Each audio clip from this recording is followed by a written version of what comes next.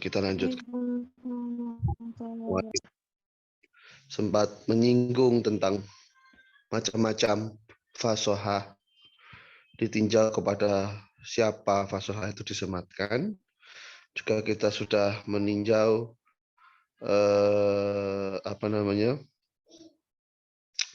balaghah, ya.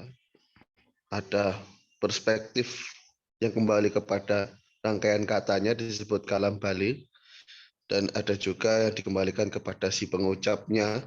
Orang yang berpotensi menyampaikan itu disebut mutakalim yang balik. Nah, kita lanjutkan.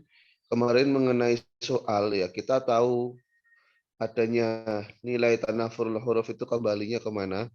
Kembalinya dengan zauk atau cita rasa yang dimiliki oleh orang Arab. Nah, kemudian di sini dilanjutkan oleh musannif, ya. Oleh musannif rahimahullah taala fa'anna fiha fil mufitarain amin. Khulafatul itu kita tahunya gimana? Kita tahunya dengan ilmu sharaf.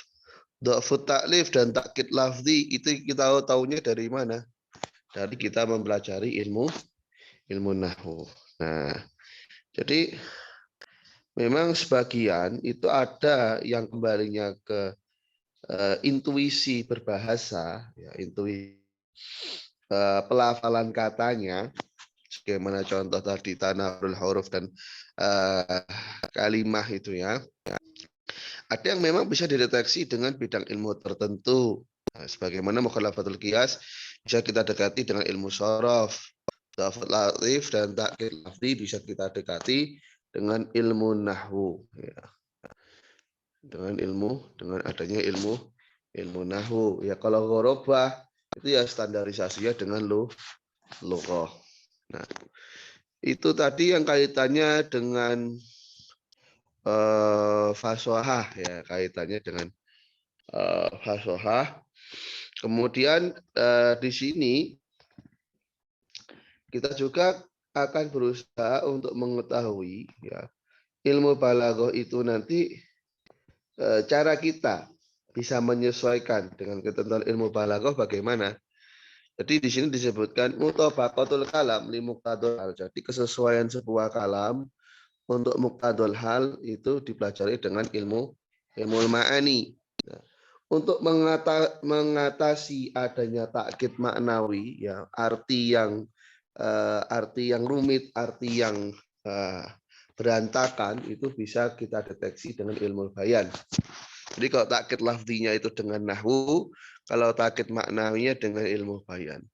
Kemudian bagaimana supaya kalam itu terasa indah?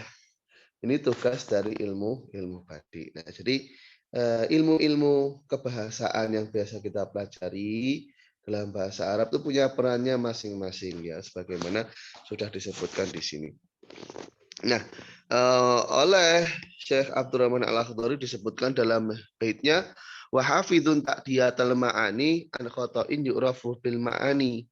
Ya, jadi yang bisa menjaga dari penyampaian makna supaya tidak salah di sana adalah peran dari ilmu ma'ani. Maksudnya tidak salah itu bagaimana? Ya, supaya sesuai dengan muqtadul halnya, sesuai dengan tuntutan yang ada, ya. Jadi sebuah media yang dapat mencegah dari ketidakpatatan makna, ya, itu adalah peran dari ilmu ma'ani. Jadi muqtadul kalam li muqtadul hal itu diketahui dengan ilmu ma'ani. Kemudian disebutkan sesuatu yang dapat mengantisipasi, ya.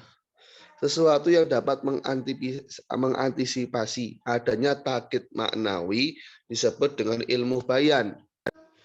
Ya, jadi hal yang dapat menghalangi terjadinya takkid maknawi kalau kita aplikasikan ilmunya itu adalah ilmu bayan menurut ulama balaghah.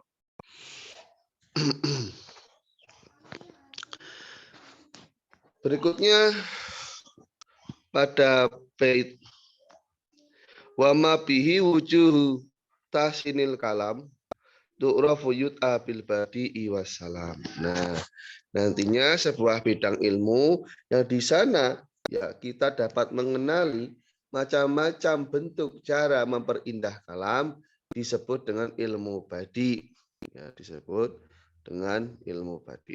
Jadi kalau kita simpulkan ya bait-bait di sini tadi, mutabatul kalam, mutadul hal itu cara kita mengetahuinya dengan ilmu ma'ani, sedangkan takkid maknawi kita bisa mengetahuinya dengan ilmu bayan. Sedangkan untuk memperindah kalam itu tugas dari ilmu badi. Yang ketiga-tiganya ini merupakan unsur-unsur dalam ilmu balaghah.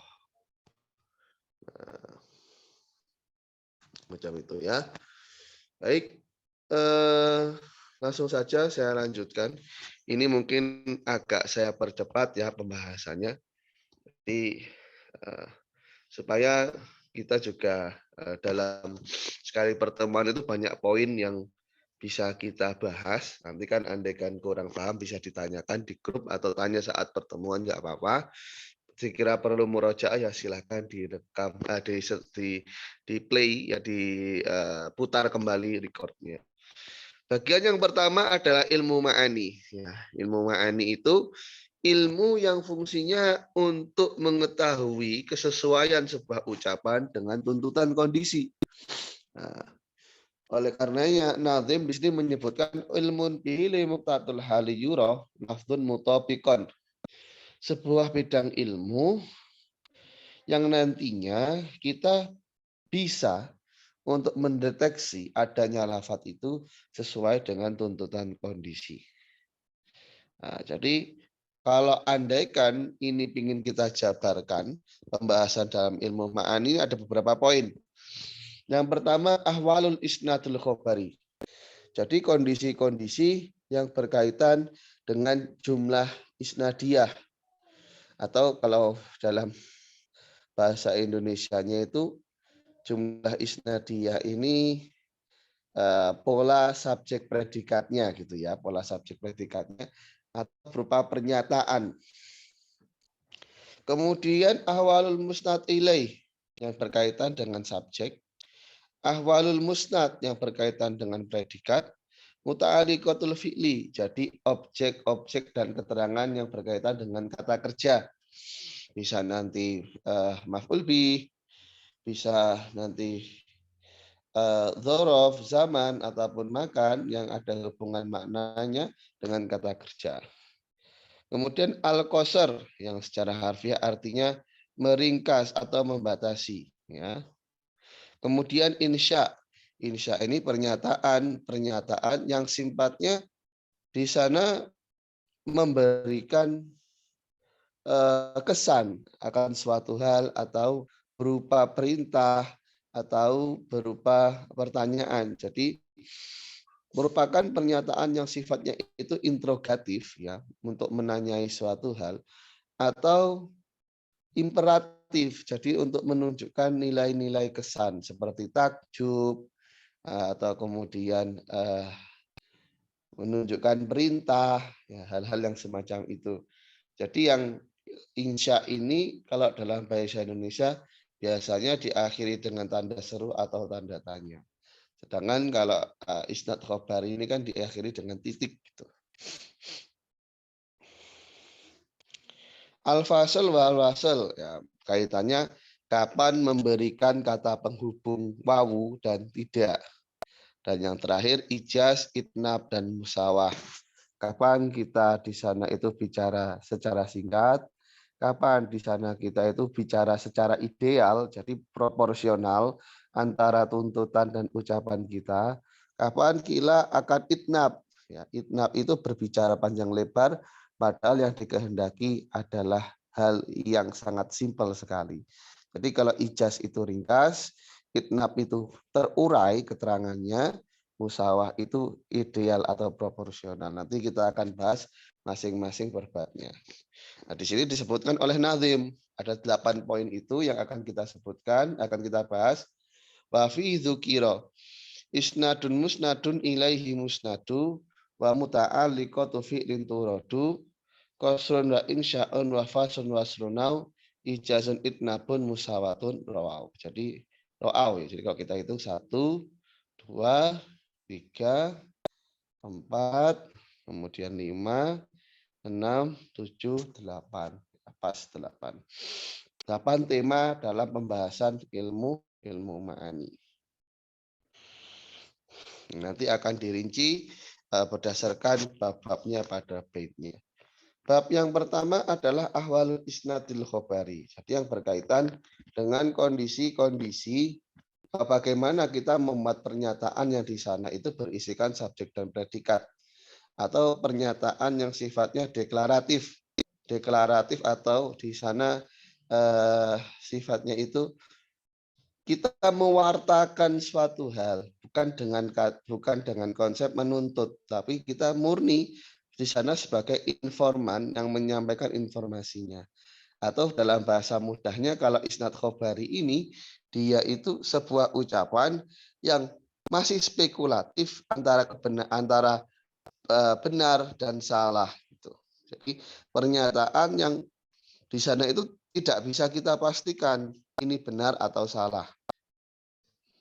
Karena memang masih spekulasi. Namanya kabar itu kan ya kalau nggak benar ya salah gitu. Nanti berbanding dengan insya. Kalau insya itu tidak bisa kita nilai, tidak bisa kita kaitkan dengan kebenaran dan kebohongan. Umpama ada orang yang bertanya. Orang bertanya ini nggak bisa kita katakan kamu bohong atau kamu jujur. Nggak ada kaitannya pertanyaan itu dengan bohong dan jujur. Kalau motifnya itu mungkin bisa saja dia sudah tahu jawabannya tapi masih bertanya. Tapi konsep pertanyaannya itu tidak bisa kita lihat, tidak bisa kita nilai. Kamu bertanya jujur atau kamu bertanya bohong, kan nggak ada. Nah, itu nanti kaitannya dengan insya'i. Kalau khobari memang dilihat dari format kata, format kalimat yang ia sampaikan masih spekulatif antara benar dan bohong. Ahwalul isnadil khobari, ya kondisi dari kalimat berita dalam bahasa Indonesianya, di sini ada 4. Yang pertama adalah murni tanpa penegasan, ada mutaukid. Contohnya Muhammadun musafir. Muhammadun musafir. Berikutnya ada taukid, ada penegasannya. Inna Muhammadan musafirun. Nanti ada lagi kasusnya hakikoh akliyah. Ambatallahu ar-rabi'a, ya. Ambatallahu ar-rabi'a. Allah menumbuhkan tanaman di musim semi. Allah menumbuhkan tanaman di musim semi. Kemudian ada majas akli. Ya. Angin itu menjalankan sesuatu yang tidak dikehendaki oleh kapal. Ya. Angin itu menjalankan sesuatu yang tidak dikehendaki oleh kapal. Angin itu menggerakkan sesuatu yang memang di sana itu kapal tidak menghendakinya. Ini kan majas akli. Ya. Kita tahunya itu majas apa? Dengan rasio logika kita. Nanti kita akan urai di sini. Isnad khobari di sana ada 4 macam. Tanpa penegasan ada mutaukidil kalam. Kemudian aukidu dengan penegasan, hakikoh akliyah dan majas akli. Kita mulai dari isnadul khobari dulu. Isnadul khobari itu adalah praktik di mana kau bisa menghukumi sesuatu dengan negatif atau bisa kau hukumi sesuatu dengan positif. Jadi memang bisa benar, bisa salah. Contohnya laisa Muhammadun kadziban dan sebagaimana contoh Muhammadun shodiqun. Jadi ada nilai benar dan salahnya. Sebagaimana disebutkan oleh sang nazim, al-hukmu bisabi awil ijabi isnaduhum. Jadi praktik kita memberikan legitimasi hukum atau kita menegasi hukum, kita membenarkan atau kita menyalahkan, ya kita hapuskan nilai predikatnya disebut dengan isnad. Jadi isnadul khobari adalah hukum atas sesuatu, baik nanti dengan praktek negatif atau dengan praktek positif. Jadi kalau negatif itu antara subjek dan predikatnya tidak kita hubungkan. Contoh Muhammad laisa kadziban. Jadi kata kadzib dan Muhammad ini kita putus keterhubungannya dengan adanya praktek nafi di sana. Muhammadun laisa kadziban. Sedangkan kalau kasus itsbat ini justru predikatnya kita sematkan kepada subjek. Contohnya Muhammadun shadiqun. Contohnya di sini laisal ustadzu musafiron fadza huwa salbu ayin nafi. Di sini prakteknya adalah negasi hukum ya. Jadi laisa ini untuk menghapus keterhubungan antara ustadz dan musafir. Berarti ustadz bukanlah seorang musafir. Ketika dikatakan al ustadzu musafirun, maka di sini praktiknya adalah kita mengafirmasi, kita membenarkan adanya nilai musafir kepada diri ustadz. Jadi diulangi lagi, isnad khobari itu praktik kita memberikan hukum atas sesuatu baik dengan dasar negatif atau dengan dasar yang positif. Ini plus ya, bukan salib. Jadi makna al-khobari di sini nisbah ilal khobar. Ya, jadi kaitannya dengan berita yang disampaikan. Apa itu khobar? Nah, khobar itu mahtamala sidqa wal kadhiba lidzati. Yang namanya berita itu masih spekulasi, masih tidak dapat dipastikan nilai kejujurannya atau nilai kebohongannya mengacu dari format berita itu sendiri. Atau dengan bahasa yang lebih mudah, yang namanya khobar itu sebuah ucapan yang bisa kita katakan pengucapnya itu jujur atau pengucapnya itu bohong. Umpama ada sebuah ucapan yang mengatakan ya ada sebuah mahasiswa yang membicarakan tentang kota Marrakesh. Marrakesh itu kota di mana namanya? Maroko. Marrakesh. Marrakesh itu adalah kota yang indah sekali ya. Karena kota Marrakesh ini terkenal dipenuhi dengan ilmu. Nah, ya. Di kota Marrakesh itu lingkungannya sangat baik ya. Di sana di apa namanya? Di buminya, di tanahnya di sana tidur seorang alim yang mulia. Ya, yang ada pemakaman para ulama kan di sana, di antaranya adalah qodiyat. Ucapan yang semacam ini bisa saja benar, bisa saja bohong ya. Kalau benar, maka di sana dia sesuai dengan realitanya. Kalau andaikan tidak sesuai dengan realita, namanya bohong. Inilah dikehendaki dengan berita. Nah, jadi berita itu sesuatu yang mungkin saja benar, mungkin saja bohong. Tujuan daripada berita, jadi motif si mutakalim itu menyampaikannya ini apa gitu ya. Nah, motifnya ada dua hal. Pertama, ifadatu sami syai'an lam yakun ya'rifuhu. Jadi si pendengar ini diberitahu sesuatu yang sebelumnya tidak ia ketahui. Ifadatu sami syai'an lam yakun ya'rifuhu. Lam yakun ya'rifuhu. Nah, itu yang pertama. Motif yang kedua, kalau andaikan si sami'nya sudah tahu, maka ifadatu sami'i anal mutakallima alimun bil khabari. Memberitahu kepada si pendengar bahwasanya si pengucap sendiri juga tahu akan hal itu. Saya beri contoh begini. Umpama tetangga saya ini baru datang dari mudik. Nah, kemudian saya beritahu, Pak, saya juga baru datang loh dari mudik. Karena memang kasusnya tetangga saya nggak tahu. Nah, itu poin yang pertama. Poin yang kedua, saya bilang, Bapak baru mudik. Itu bukan bertanya, tapi menggunakan format berita. Bapak baru mudik. Ini saya sampaikan untuk menunjukkan bahwa saya juga mengerti bahwasanya bapak juga baru mudik. Saya mengerti akan hal itu, bukan untuk memberitahu si Sami. Ya, si Saminya sudah tahu orang dia pelakunya sendiri kan. Atau umpama tetangga habis melahirkan. Kemudian saya bilang, ya, ibu habis melahirkan. Itu bukan, saya sampaikan bukan untuk memberitahu si ibunya, tapi untuk memberitahu si ibu bahwasanya saya itu juga mengetahui hal tersebut. Itu salah satu dari dua tujuan menyampaikan kalimat berita. Sampai sini dulu ada yang mau ditanyakan atau tidak? Karena temponya memang agak saya percepat. Silahkan.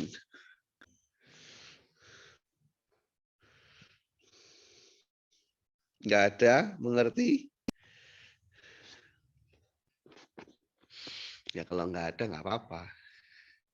Kalau ada ya silakan tanya, kalau nggak ada ya nggak apa-apa, santai saja.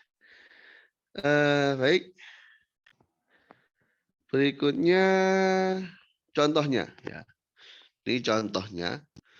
Umpama kau katakan pada salah seorang pelajar yang nggak mengerti sesuatu akan sejarah Nabi. Ini kok bahasanya mata ya, agak kurang sopan.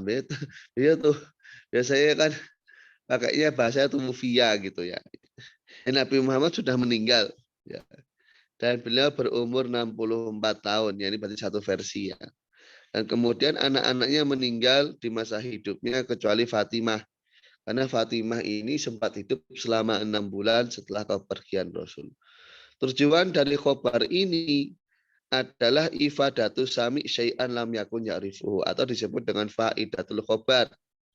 Karena memang pelajar itu nggak mengerti bahwasanya Nabi Muhammad itu saat meninggal tidak ada anaknya yang masih hidup kecuali Sayyidatuna Fatimah.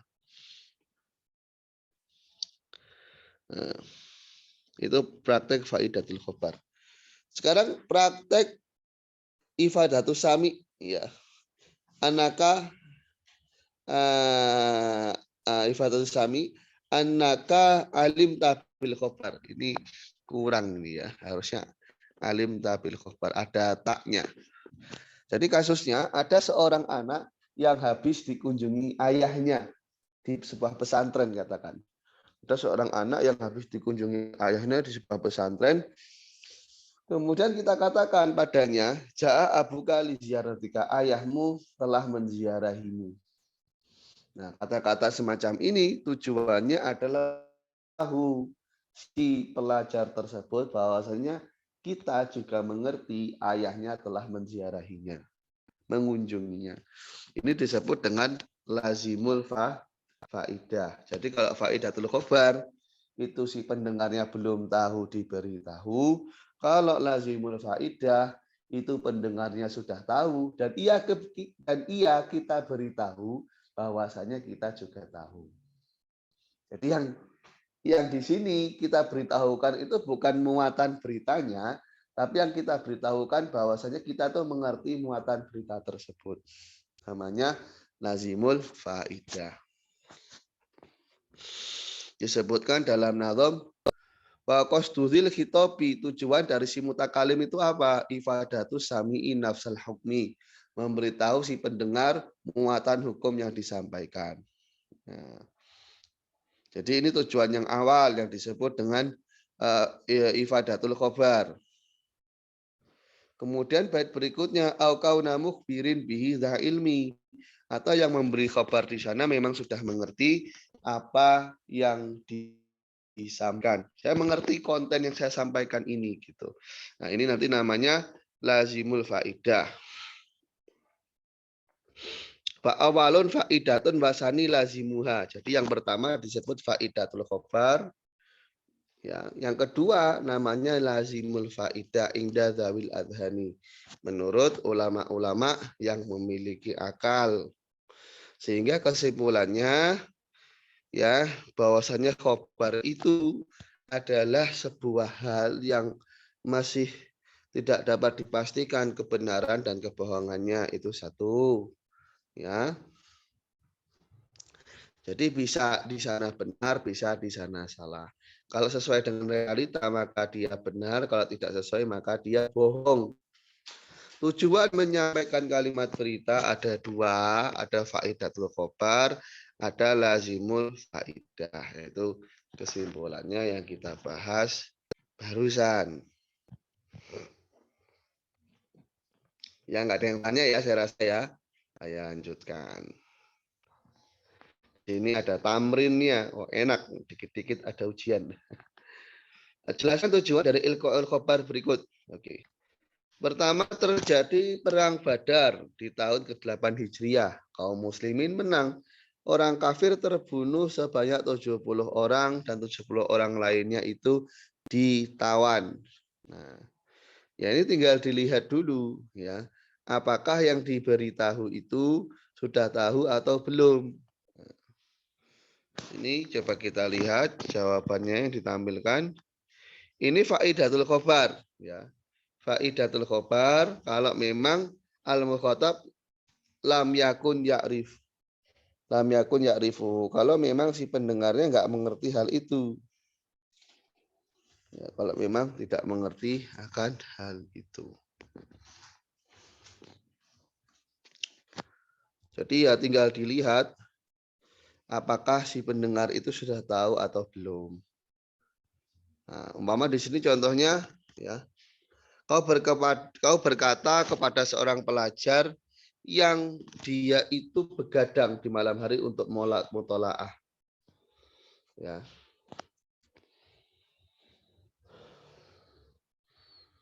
Nah, tapi alhamdulillah. Tapi dia menyembunyikan hal itu dari dirimu. Kau katakan apa? Ya, anta tasharu syatron minal laili lil mutolaah. Jadi ya kalau dia kasusnya dia sendiri adalah pelakunya, jatuhnya adalah lazimul faidah. Ya lazimul faidah karena dia sebagai pelaku ya pasti menyadari dia sudah begadang di malam hari. Ini jatuhnya lazimul faidah. Dalam contoh yang tadi, contoh yang pertama, itu juga bisa lazimul faedah kalau mukhatabnya sudah mengerti. Nah, cuma kok dalam kasus yang kedua ini, ya ini mesti lazimul faedahnya ya. Ya masa dia begadang di malam hari kemudian dia nggak tahu. Ya kecuali dia ini apa namanya amnesia gitu ya. Begadang tapi nggak sadar gitu.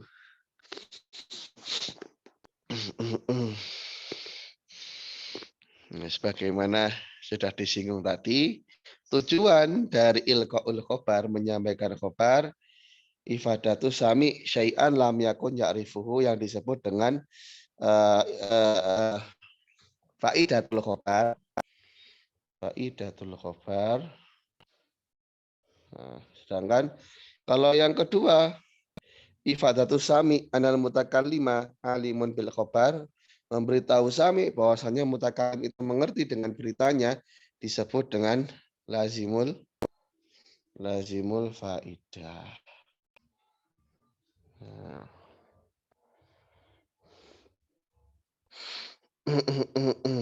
Nah, nanti berikutnya ada kasus ya, ada kasus si mukhotobnya ini sebenarnya sudah mengerti. Tapi kita posisikan seolah-olah sebagai orang yang nggak mengerti. Ya. Dia sudah paham, tapi kita posisikan sebagai orang yang tidak paham. Hal ini terjadi idza kana layak malu bima ya'lamu. Hal ini terjadi bila dia itu tidak mengamalkan apa yang ia ketahui. Jadi kita posisikan dia sebagai orang awam dalam pembicaraan. Contohnya, ada seseorang yang ia sudah mengerti bahwasanya birrul walidain itu nilainya wajib. Harus berbakti pada orang tua. Nah, dan dia juga tahu ya bahwasanya engkau mengetahui hal itu. Dianya tahu, kitanya juga tahu, dianya juga tahu kalau kita tahu. Saya ulangi, dianya tahu, kitanya tahu, dan dianya tahu kalau kita juga tahu. Nah, tapi pada saat itu kita katakan birrul walidaini wajib. Berbakti pada orang tua itu nilainya wajib. Nah, dia tahu kalau birrul walidaini wajib. Dan dia tahu bahwasanya kita tahu kalau birrul walidaini ini wajib. Tapi kenapa kita sampaikan demikian? Karena kita posisikan ia sebagai orang yang tidak tahu. Atas dasar apa? Atas dasar dia tidak mengerjakan apa yang ia ketahui. Nah, maka kita katakan pada dia, birrul walidaini wajib berbakti pada kedua orang tua itu nilainya adalah wajib. Nah, disebutkan oleh sang nazim, wa rubbama ujriya mujral jahili mukhatabun ingkana ghairu amili. Kadangkala seseorang yang sudah mengerti itu kita jadikan sebagaimana orang bodoh, kita posisikan sebagai orang bodoh kalau dia tidak mengamalkan apa yang ia ketahui. Nah, sebagaimana juga contoh di sana ada orang alim yang berpesan kepadamu untuk banyak-banyak berzikir kepada Allah Subhanahu wa taala. Nah, dia mengatakan demikian ya. Tapi kasusnya ya dia sendiri itu adalah lupa untuk berzikir. Jadi dia pesan ke kita, kamu yang banyak zikir sama Allah, tapi dia sendiri lupa untuk berzikir. Akhirnya kita respon, adzikru miftahun libabil hadrah. Zikir itu kunci untuk pintu mencapai hadirat ilahi. Ya, disebutkan dalam bait nazamnya, kaqolina li alimin di ghaflah, bagaimana ucapan kita kepada seorang alim yang lupa akan Tuhannya, adzikru miftahun libabil hadrah. Kunci zikir ya. Zikir itu kunci untuk pintu kehadirat Allah Subhanahu wa taala. Kemudian kita akan masuk ke tema yang baru. Turuku ilqa'il khobar. Ya. Jadi metode-metode untuk menyampaikan khobar. Nah, kalau tujuan dari ilqa'ul khobar ini adalah untuk untuk faidatul khobar, ya untuk faidatul khobar. Tujuannya kalau untuk faidatul khobar, maka nanti harus menyesuaikan kalamnya sesuai dengan qadril hajah.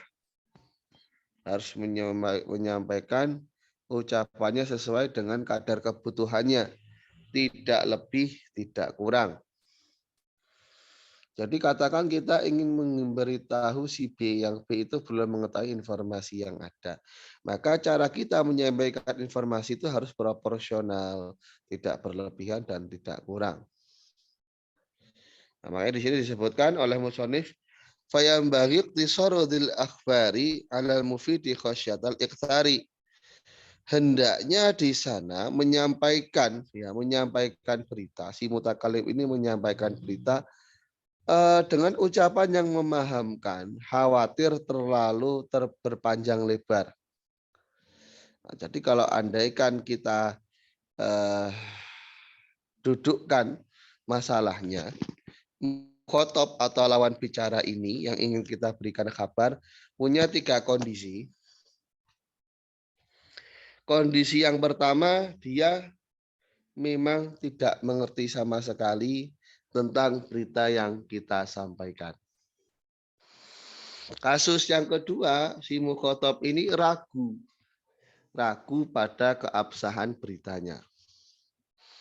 Kasus yang ketiga, si mukhotob ini dia orang yang mengingkari beritanya. Jadi yang pertama dia tidak mengerti sama sekali, yang kedua dia ragu, yang ketiga dia ingkar.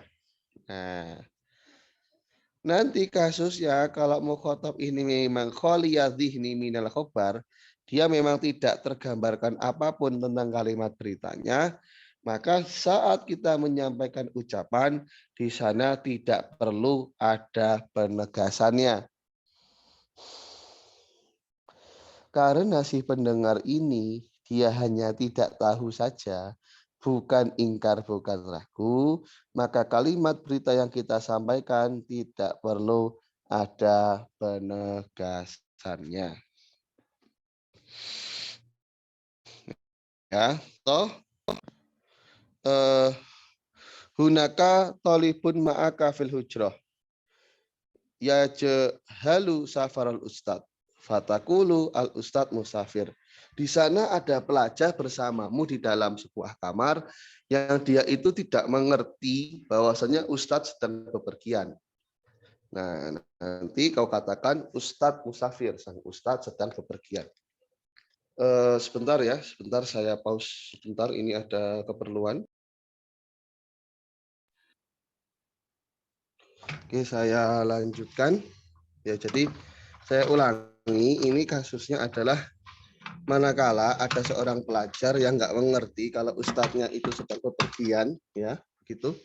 Kemudian kita katakan kepada dia, al ustadz musafir, ya, ustadznya bepergian. Udah, begitu saja. Tidak perlu kita beri penegasan pada penyampaian kita. Itu nggak perlu. Kenapa? Karena di sana kasusnya si pelajar ini murni tidak mengerti, bukan dalam kasus ragu, bukan dalam kasus yang dia itu ingkar. Gitu. Jadi cukup kita sampaikan ustadznya pergi gitu. Nggak perlu ada penegasan di sana ya.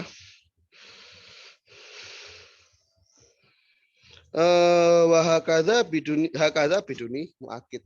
Ya kita sampaikan begitu saja, tidak perlu ada penegasannya. Nah, ini namanya nanti adalah khobar ibtidai. Ya, khobar ibtidai. Jadi kita sampaikan berita secara permulaan. Secara permulaan, karena memang si mukhotobnya, si pendengarnya di sana, dia itu memang sebelumnya tidak mengerti. Nah, sekarang kasusnya, kalau mukhotobnya itu ragu. Idza kana al-mukhatabu yasyukku fil khabari, ini gimana? Maka nanti pada ucapan itu diberi satu penegasan saja. Umpama ada pelajar lain yang di kamar itu juga yang ia dengar ucapan kita, kemudian dia ragu. Ya, masa sih Ustadznya safar? Nah, di sini kita beri penegasan. Innal ustadza musafirun. Innal ustadza musafirun. Sesungguhnya ustadz itu adalah orang yang melakukan perjalanan. Nah, jadi pada ucapan yang kita katakan di sini ada penegasan dengan ina, ya. Nanti dinamakan dengan khobar tolabi. Khobar tolabi karena di sana ini si pendengarnya itu mengalami keraguan. Jadi dia menuntut kepastian. Nah, akhirnya kita respon dengan memberikan penegasan di sana. Berikutnya, idza kanal mukhatabu yungkiru al khabara fayajibu ayul ko ilaihil kalam muakadan bi muakidin au aktsar ala hasabi darajati ingkarihi.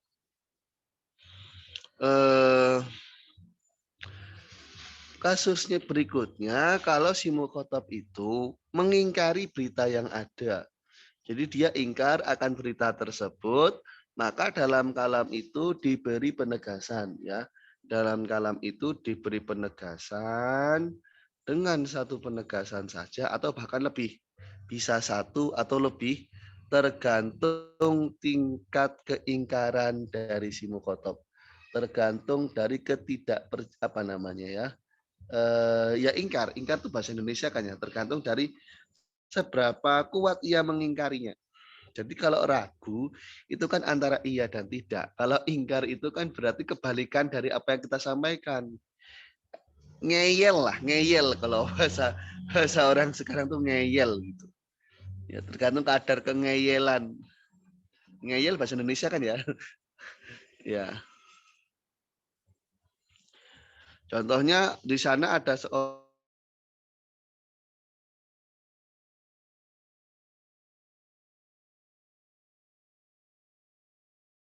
kehebatan, kedahsyatan, kemuliaan ilmu nahwu. Nah, kita di sini sampaikan innan nahwa la nafi. Sesungguhnya nahwu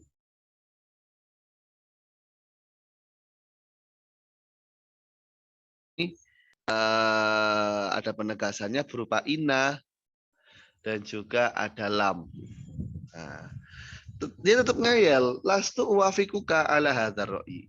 Aku nggak setuju denganmu atas pemikiran ini. Oh, berarti dia tingkat kengeyelannya lebih dari yang pertama. Dikasih tahu tambah ngeyel lagi. Nah, maka kita tambahkan lagi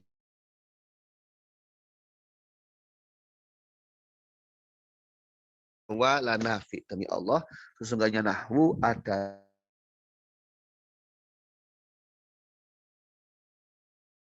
di sini disebut khobar ingkari.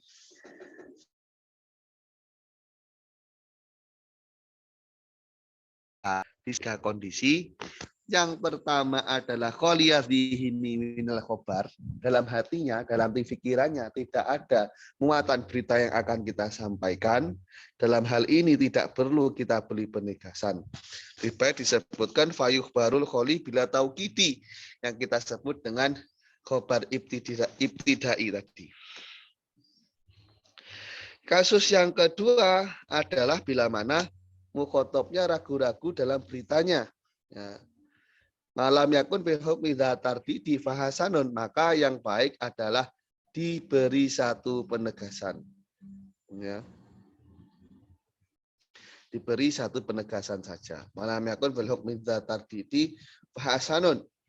Nah, yang ketiga si mukhotob ini ingkar. Ya, ingkar akan muatan beritanya. Nah, hal ini hukumnya wajib kita beri penegasan tergantung kadar pengingkarannya. Semakin ingkar, semakin banyak penegasannya. Disebutkan wa mungkirul ikhbari hadzmun lahu bihasabil ingkari. Bagi orang yang mengingkari adanya berita, hukumnya wajib diberi penegasan tergantung kadar ingkarnya, tergantung kadar ngeyelnya. Nah, jadi diberi penegasan. Ya, kita kira-kira ini dengan pengingkaran demikian ini kira-kira butuh berapa penegasan? Umpama ada orang tidur, ya orang tidur dia nggak percaya kalau matahari terbit. Kita katakan kum inna syamsa qad tala'at, matahari telah terbit. Nggak percaya, enggak ini masih gelap. Ya kita beri penegasan lagi. Kum wallahi inna syamsa laqad tala'at. Nah, di sini percontohannya kakaulihi inna ilaikum mursalun. Jadi contohnya itu terdapat pada surah Yasin itu ya. Inna ilaikum mursalun itu penegasannya hanya satu. Kemudian di ayat berikutnya di sana ada taukidnya dua. Inna ilaikum la mursalun. Ada innanya, ada lam taukidnya. Nah, bahkan ada tiga di sini dengan kosam Rabbuna ya'lamu. Tuhan kami mengetahui. Di sini disebutkan ada dua taukidnya, ada lam dan ada kosomnya. Ada kosamnya, ada sumpahnya. Rabbuna ya'lamu inna ilaikum la mursalun. Nah, jadi kesimpulannya ada khobar ibtidai, ada khobar tolabi, ada khobar ingkari. Ibtidai kalau mukhotobnya itu kholidhin minal khobar.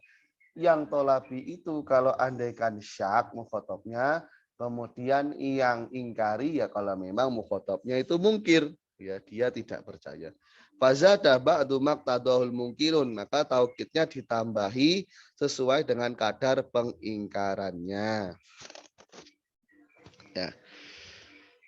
Dilafdil ibtidai sumatolati, sumatal ingkari salah tatang subi. Jadi bisa diklasifikasikan menjadi tiga, ibtidai, tolabi, dan ingkari. Sebagaimana yang tadi sudah sempat saya singgung.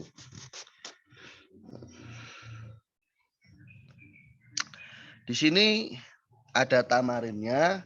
Yang pertama adinu an-nasihah. Itu gimana? Yang kedua wanusu aghlama yuba'u wa yuhabu. Nah, yang ketiga saudara kita pun jadi dun fit tafsir. Jawab adinu an-nasihah ini ibtidai karena tidak ada penegasannya. Anusu ahla ini juga ibtidai karena tidak ada penegasan. Yang terakhir saudara kita pun itu juga ibtidai karena tidak ada penegasannya. Nah, kemudian di bawahnya bayin anwa al khobar fima ya'ti. Jelaskan macam-macam khobar dari keterangan berikut. Taqulu li walidati kallati tasyukku fina jahika fil imtihan. Kau berkata pada ibumu yang ibumu ragu. Kamu tuh tulus enggak sih? Nah, kalau udah ragu berarti ranahnya masuknya nanti ke dalam konsep yang tolabi, ya, yang tolabi. Jadi kita jawab kot najah tuh, saya telah sukses, saya telah lulus karena memang dalam kasusnya di sini adalah tuntutannya tolabi. Ya, tolabi. Yang kedua, kau berkata pada ayahmu yang ragu finafa di darohimika. Jadi kau berkata pada ayahmu yang ragu bahwasanya bulananmu ya uang jajanmu telah habis. Ina darohima nafadat. Ya, ina darohima nafadat. Afan terscroll. Ina darohima nafadat. Sesungguhnya uang saya, uang saku saya ini sudah habis. Ina darohima nafadat. Itu juga tolabi ya, juga tolabi karena ayahnya ragu gitu. Mana tadi? Nah ini. Kemudian yang ketiga, tukhotibu toliban yasuku fi insya'ika qasidah syi'r. Jadi kau mengucapkan berbicara pada seorang pelajar yang ia ragu mengenai ucapanmu yang berupa qasidah. Inal qasidata min insya'i. Sesungguhnya qasidah itu merupakan karanganku, yang merupakan karyaku. Ini juga jatuhnya adalah tolabi ya, karena terkait dengan orang yang ragu. Ini saya rasa gampang ini ya, bisa antum jawab sendiri. Baik, sampai sini ada yang mau ditanyakan atau tidak sebelum saya masukkan ke bab baru. Ini kita masih punya 10 menit ya. Jadi kita timurainya agak telat. Ada mungkin Aziroh atau Aisyah atau Nabila ya, silahkan. Ini santai saja, nggak ada ikhwannya. Ikhwannya lagi nggak tahu, mungkin lagi weekend ya. Jadi bebas kalau mau tanya, nggak perlu malu. Ada? Nggak ada? Nggak ada. Nggak ada nih karena. Oh ya. Gimana? Jadi tanya? Enggak. Oh paham. Insya Allah paham. Jazakumullah khairan. Oh iya. Ya, afwan, sama-sama. Aisyah ini sebelumnya sudah pernah belajar balaghah atau ini first time? Pernah di sekolah. Oh, apa dulu materinya? Balaghah muyassaroh atau Ke al-balaghatul wadihah. oh balaghah wadihah yang tebel itu ya? Iya, tapi udah lama nggak murojaah jadi agak-agak lupa. Oh gitu, ya. Ya. Kalau yang lain mungkin Nabila Ramadhani pernah belajar balaghah? Belum Ustadz, ini baru pertama kali. Tapi ngerti yang saya bicara, ngerti iya. Atau... Lumayan bisa dipahami. Soalnya di kampus juga ada mata kuliah ilmu balaghahnya. Oh, sudah ngambil SKS ya, belum? Sudah. Cuman ya kalau di perkuliahan ini bukan dosennya yang menjelaskan tapi dari kelompok-kelompok pemateri gitu, jadi agak susah dipahami gitu, Ustaz. Oh, jadi tugas kelompok ya. Iya. Ya, itu jangan ditiru ya dosen semacam itu ya. Iya, Ustaz, baik. Iya, itu merugikan mahasiswanya dan dia hanya tinggal duduk kasih nilai, luar biasa itu. Aziroh pernah belajar belum? Sudah Ustadz, tapi ya mau murojaah lagi. Oh ya. Apa dulu belajarnya Aziro? Kitabnya. Kurang tahu Ustadz, cuman Ustadznya itu ngasih materi langsung ditulis ke papan tulis, terus kita buku paketnya cuma ada di Ustadz aja, jadi kita nulis apa yang Ustadz jelasin aja. Oh gitu, ya. Ya kalau semuanya sudah pernah mencicipi ya saya rasa nggak terlalu bingung, minimal dengan istilah-istilahnya itu tidak asing gitu loh. Kayak umpama orang baru belajar ilmu nahwu kan kadang dengar rofa nasob itu apa rofa nasob kan bingung gitu. Nah kalau sudah pernah ngerti kan maksudnya mengulangi lagi itu saya rasa nggak terlalu susah. Ya syukur kalau sudah pernah. Ini kita sekarang lanjut khurujul kalam an muqtadul dzohir. Kita akan bahas yang mana ada sebuah kalam itu dia melenceng dari tuntutan dzohir. Harusnya secara dzohir penyampaiannya demikian, tapi dia penyampaiannya tidak sesuai dengan tuntutan dzohirnya. Nah ini akan kita bahas sekarang. Contohnya begini. Kan kalau yang kita hadapi kholiyat dhihin, itu kan harusnya tidak kita beri penegasan. Kalau yang kita hadapi itu orang syak, kita beri penegasan. Baiknya begitu. Yang kita hadapi adalah orang yang ingkar, itu wajib kita beri penegasan. Ini kan harusnya begitu ya. Tapi nanti kita akan keluar dari koridor ini, ya, dengan pertimbangan lain. Ya. Kadang kasusnya kita akan memberikan penegasan kepada kholiyadhihin. Kita akan berikan penegasan kepada orang yang tidak ingkar. Atau bahkan pada orang yang ingkar pun tidak kita beri penegasan sama sekali. Jadi secara praktikal nanti kita akan mendapati yang semacam ini. Ya, ini disebut praktek semacam ini disebut dengan khurujul kalam an ala khilafi muqtadul dzahir. Jadi keluarnya sebuah ucapan dari tuntutan zahirnya. Nah, sebab-sebabnya apa? Kenapa kok ini bisa terjadi? Sebab-sebabnya yang pertama, ya, ayakuna fil kalami ma yulawihu ilal khobar ingda kholidhihim.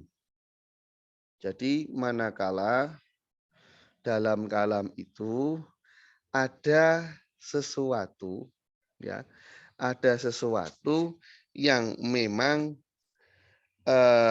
kita harus memposisikan, ya, kita harus memposisikan lawan bicara kita ini seolah-olah dia orang yang nggak mengerti. Padahal dia mengerti, tapi kita posisikan seolah-olah dia itu sebagaimana orang yang tidak mengerti. Kemudian sebab yang kedua, ya, mukhotob yang tidak ingkar ini, dia tidak ingkar sebenarnya, tapi menampilkan seolah-olah dirinya ingkar. Yang ketiga, mukhotob yang ingkar ini dia punya dalil, dia sudah tahu. Dia tahu dalilnya akan kebenaran khobar itu, tapi dia tetap memilih untuk ingkar. Ini termasuk sebab kenapa khuruj an muqtadul dzahir. Nah, jadi kan contohnya begini. Di sana itu ada seseorang, ya, yang tidak mengerti bahwasanya mencari ilmu bisa menghantarkan ke surga. Nah, tapi dalam penyampaiannya di sini, ya, dalam penyampaiannya di sini kita gunakan penegasan. Kita beri perintah utlubil ilma inna talabal ilmi yu'addi ilal jannah. Karena sesungguhnya mencari ilmu itu bisa menghantarkan ke surga. Kenapa di sini diberi penegasan? Ya, karena di sana itu merupakan respon dari perintah utlubil ilma. Jadi kan sebenarnya orang yang mendengar ini dia nggak mengerti apapun mengenai pencarian ilmu yang dapat menghantarkan pada surga. Tapi manakala kita di sana awalnya kita perintah utlubil ilma, carilah ilmu. Secara nggak langsung dia akan timbul pertanyaan, loh kenapa saya harus cari ilmu? Nah, kan semacam itu. Jadi menimbulkan respon lain, ya. Ka'annahu asbaha yatasa'alu fi nafsi an fadlil ilmi. Dia akan bertanya-tanya, loh, apa perlunya saya mencari ilmu? Ya, buat apa saya punya ilmu? Maka dalam kasus yang semacam ini dianggap baik untuk menegaskan khobarnya. Inna tolabal ilmi yu'addi ilal jannah. Nah, mencari ilmu itu dapat menghantarkan kepada surga. Ya. Semacam itu. Contohnya dalam surah Taubah. Dalam surah Taubah di sini ada perintah untuk mendoakan kepada orang lain, gitu ya. Nabi diperintahkan untuk mendoakan kepada umatnya. Ya Rasul sebelumnya belum nggak mengerti gitu kok. Kenapa tiba-tiba ada perintah kan? Kemudian ketika ada perintah pasti Rasul bertanya atas kira-kira hikmahnya apa ya? Saya diperintahkan untuk mendoakan mereka. Ternyata hikmahnya inna sholataka, inna sholawatika, sakanulahum. Sholawatika ya, yang di surah Taubah itu. Bukan sholataka. Saya kok agak lupa. Sholataka, Ustaz. Sholataka kan ya? Iya. Nah ini merubah Quran ini. Kacau ini. Inna sholataka sakanulahum. Nah, jadi di sana itu sebagai respon dari pertanyaan yang muncul dalam hati Nabi. Kira-kira kenapa sih hikmahnya itu apa? Ya ini karena doamu itu akan menenangkan bagi mereka. Jadi motifnya itu meskipun toh si pendengarnya kholiyudhihan, tapi khobarnya di sana itu ada hal yang mengarahkan seolah-olah si pendengarnya ini bisa saja timbul keraguan gitu loh. Kenapa? Apa sih hikmahnya gitu? Ini di sana diberi penegasan. Nah, insya Allah akan kita lanjutkan besok ya di jam 1 juga insya Allah. Naktafi bihadzal qadar. Ana kalau hamdika asyhadu an la ilaha illa anta astaghfiruka wa atubu ilaik. Assalamualaikum warahmatullahi wabarakatuh.